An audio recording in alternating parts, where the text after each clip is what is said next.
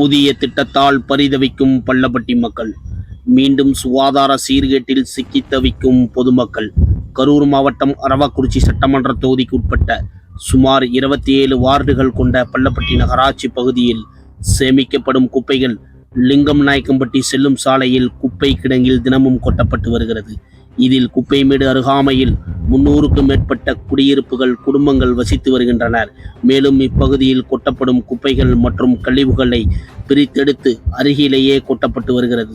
மேலும் இங்கு கொட்டப்படும் கழிவுகளில் இருந்து வெளிவரும் துர்நாற்றத்தால் இப்பகுதியில் உள்ள மக்களுக்கு பல்வேறு நோய்வாய்ப்பட்டு சீர்கேடு உடல் நலம் பாதிக்கப்பட்டு பெரும் இன்னலுக்கு ஆளாகி வருவதாக தெரிவிக்கின்றனர்.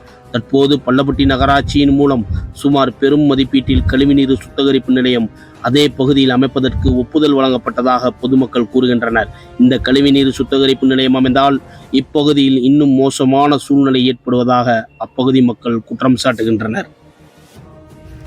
என் பேர் ஷாவுல் அமீர், பள்ளப்பட்டி 26வது வார்டு கவுன்சிலர், மனிதநேய மக்கள் கட்சியோட கரூர் மாவட்ட தலைவராக இருக்கின்றேன்.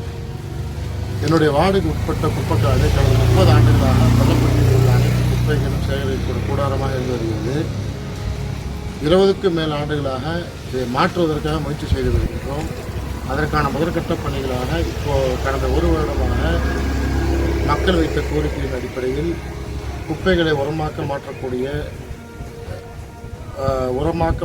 டெக்னாலஜியை கொண்டு வந்து இப்போ செய்து கொண்டிருக்கின்றார்கள். இதற்கிடையில் பார்த்தீர்கள் என்றால் இப்பொழுது சீவேஜ் ட்ரீட்மெண்ட் பிளான்ட், அதாவது கழிவுநீர் சுத்திகரிப்பு நிலையத்தில் இதே இடத்துல குப்பைக்காரில் கொண்டு வந்து போடுவதற்காக நிதி ஒதுக்கப்பட்டுள்ளது. இது இந்த இடம் சொல்லாமல் பொதுவாக நிதி ஒதுக்கினார்கள். ஆனால் இப்போது பார்த்தா இது குப்பைக்காரிலே வருகின்றாங்க.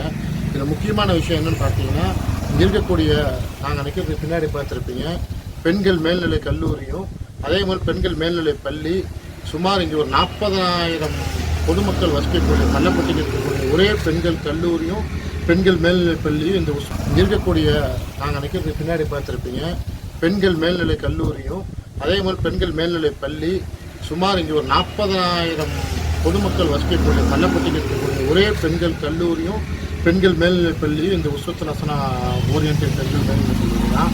ஒவ்வொரு வீட்டில் இருக்கக்கூடிய பெண்கள் அட்லீஸ்ட் ஒரு குழந்தையாவது இந்த ஸ்கூலில் படிக்கக்கூடிய சுச்சுவேஷன் இருக்குது. இப்படி பார்த்தீங்கன்னா 1000க்கும் மேற்பட்ட பெண் குழந்தைகள் இங்கே பள்ளிக்கு வந்து கல்வி கற்கக்கூடியவர்களாக இருக்கின்றார்கள்.